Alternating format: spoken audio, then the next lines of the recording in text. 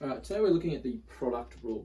Now, if you think of the word product, we often think of multiply. So this is a shortcut for allowing us to find the derivative of some function, so in this case f of x, if we can write it as the product of two other functions. So let's take, for example, x plus 3 times x minus 2. And that's how we define the derivative. Now we could expand the brackets and then derive each term separately, and that might not take too long for a quadratic. If we have much more complex functions, it can take quite a while. So let's use a shortcut.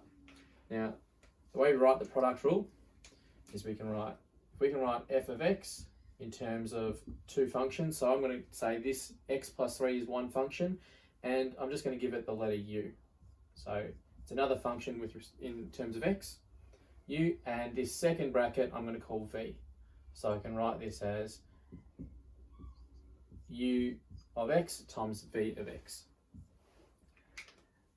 In the other notation, if this was originally y equals x plus 3 times x minus 2, we could write y is equal to u times v, and then the derivative y dx would equal u times dv dx plus v times du dx. In the f of x notation, the derivative f dash x would equal u times v dash plus v times u dash. This is probably the shortest way of writing it. That's why I'm going to keep going with this example.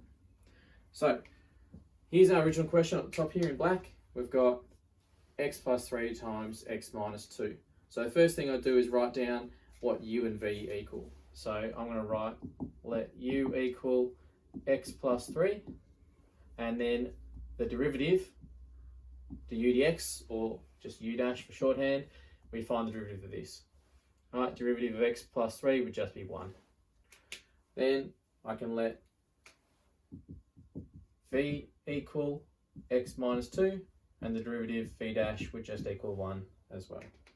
So the final step is put it all together. Let's try and find it in terms of f of x. So the derivative f of x is u times v dash plus v times u dash. So we go to our u up the top here is x plus 3.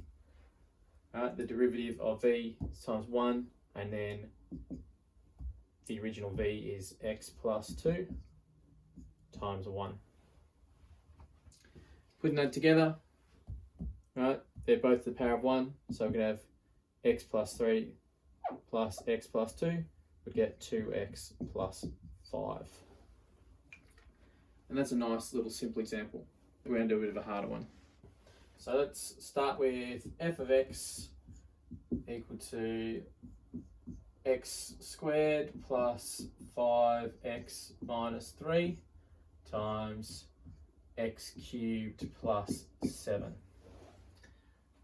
So first thing we do is we define each of these as separate functions. So f of x we can write as u of x times v of x. So we can let u of x equal to x squared plus 5x minus 3, and v of x equal to x cubed plus 7. Next, we find the derivatives of both of those. So u of x, let's find u dash of x.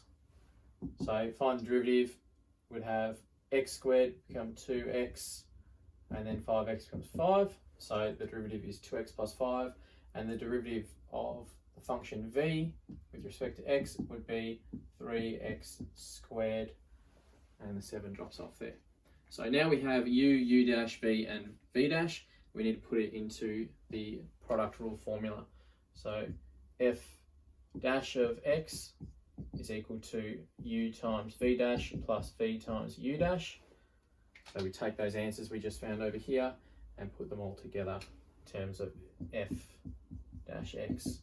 So u is that big original function x squared plus 5x minus 3, and then v dash was times 3x squared, and then we need to plus v, which is x cubed plus 7 times u dash, which is 2x plus 5.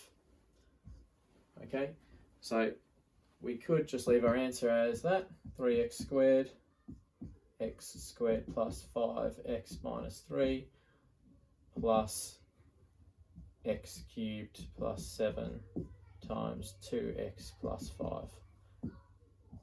Right, and that's our derivative of f with respect to x.